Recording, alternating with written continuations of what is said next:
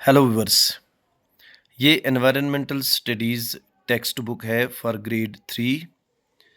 इसमें एक चैप्टर है फूड्स वी ईट और इसमें different variety of food items को इंट्रोड्यूस किया गया है और डिफरेंट फैमिलीज़ जो होती हैं या जो डिफरेंट रीजन्स में लोग रहते हैं वो डिफरेंट काइंड्स के फूड आइटम्स खाते हैं।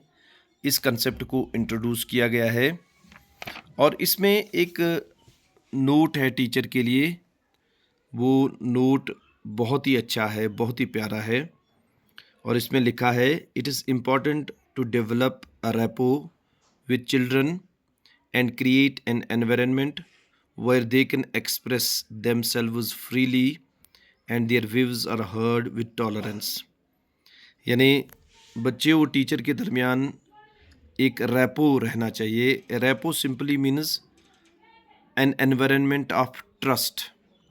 बच्चा और टीचर एक दूसरे पर ट्रस्ट करने चाहिए और ऐसा एनवायरनमेंट क्लासरूम में क्रिएट किया जाना चाहिए जिसमें बच्चे एक्सप्रेस कर पाएँ, उनको एक्सप्रेस करने में कोई दिक्कत ना हो, कोई डिफ़िकल्टी ना हो और वो जो कुछ भी एक्सप्रेस करें उसका मजाक ना उड़ाया जाए। ये बहुत इम्पॉर्टेंट बात है और उनको पेशेंस के साथ, टॉलरेंस के साथ उनको सुना जाए और उनको एप्रिसिएशन मिलनी चाहिए उनके एक्सप्रेशंस पर। उनको रिवार्ड मिलना चाहिए बेहतरीन, जो कुछ भी वो एक्सप्रेस कर पा रहे हैं। By knowing about what others eat we become more aware and lose some of our inhibitions regarding different food habits.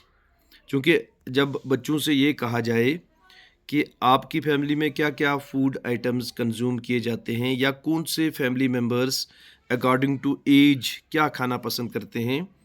जब वो एक दूसरे के साथ ये सारी इन्फॉर्मेशन शेयर करेंगे एक रेपो के माहौल में, तो इससे क्या होगा कि बच्चों में एक तो एक्सप्रेस करने का एक एक्सप्रेशन का एक स्किल जो है वो डेवलप होना शुरू हो जाएगा।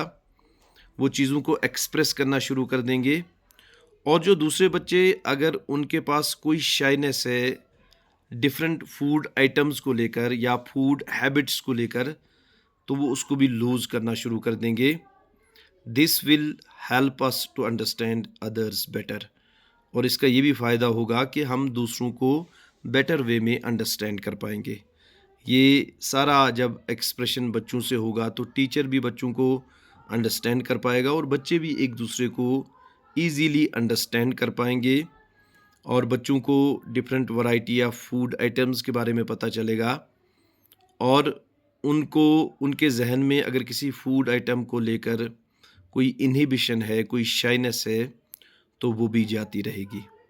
तो कितना इम्पोर्टेंट और कितना अच्छा नोट टीचर के लिए लिखा गया है। बल्कि इसमें टेक्निक बताई गई है। एक तो रेपो की टेक्निक है कि क्लासरूम में टीचर और स्टूडेंट का रेपो होना, म्यूचुअल एनवायरनमेंट ऑफ ट्रस्ट होना बहुत लाजमी है। बच्चों को एक्सप्रेस करने का एनवायरनमेंट प्रोवाइड करना है जिसमें वो फ्रीली अपने आप को एक्सप्रेस कर पाएँ। उनको सुनना है।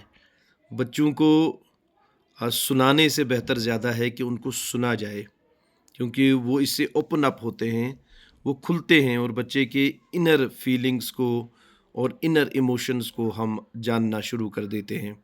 और जब बच्चे एक दूसरे का सुनते हैं, एक दूसरे के एक्सप्रेशंस गौर से सुनते हैं, तो उनमें एक म्यूचुअल अंडरस्टैंडिंग, एक रिस्पेक्ट पैदा होता है और ये पता चलता है कि दुनिया में असल में हर चीज़ की वैरायटी है, सोचने समझने की वैरायटी है, खाने-पीने में वैरायटी है, कल्चर में वैरायटी है, आइडियोलॉजी में वैरायटी है। तो इस तरह से एक वैरायटी में होते हुए भी हम एक कॉमन प्लेटफ़ॉर्म पर जब होते हैं, तो एक दूसरे का रिस्पेक्ट करते हैं। Thank you very much.